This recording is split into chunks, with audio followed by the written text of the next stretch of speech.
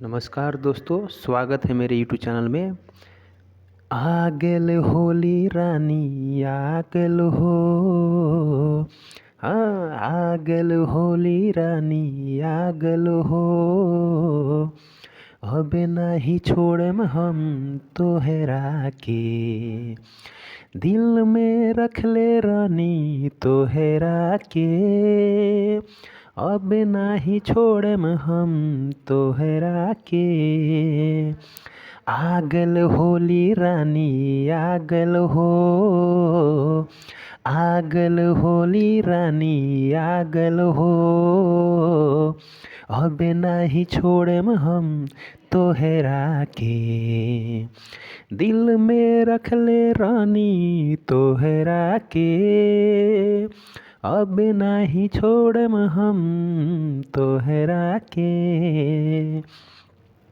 हाँ, आ गेल होली राजा आ गेल हो। आ गेल होली राजा आ गेल हो। अब नहीं छोड़म हम तोहरा के, दिल में रख ले रानी तोहरा के। अब नहीं छोड़म हम तोहरा के। आ गेल होली राजा आ गेल हो। अब नहीं छोड़म हम तोहरा के, दिल में रख ले रानी तोहरा के। अब नहीं छोड़म हम तोहरा के। दोस्तों नमस्कार। हकीकत बात तो ये है, आज के होली में अब के होली में मैं जाने वाला नहीं हूँ, क्योंकि हमारा हालात ही ऐसा है और समस्या ही ऐसा है। सबसे बड़ी बात यह है कि हमारा कारोबार बिगड़ गया है। पहले कारोबार को ठीक करेंगे, उसके बाद से ही मैं कुछ मनाऊंगा, या होली भी या कुछ भी, या घर जाऊंगा।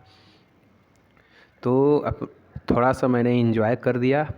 आज का स्टाइल यही रहा। आ गेल होली रानी आ गेल हो। अब नहीं छोड़म हम तोहरा के। आ गेल होली राजा आ गेल हो। अब नहीं छोड़म हम तोहरा के, दिल में रख ले रानी तोहरा के। अब नहीं छोड़म हम तोहरा के। आ गेल होली रानी आ गेल हो। अब नहीं छोड़म हम तोहरा के, दिल में रख ले रानी तोहरा के। अब नहीं छोड़म हम तोहरा के। नमस्कार दोस्तों, आज का स्टाइल यहीं रहा। अगर अच्छा लगे तो लाइक सब्सक्राइब ज़रूर करें। जय हिंद, नमस्कार, वंदे मातरम।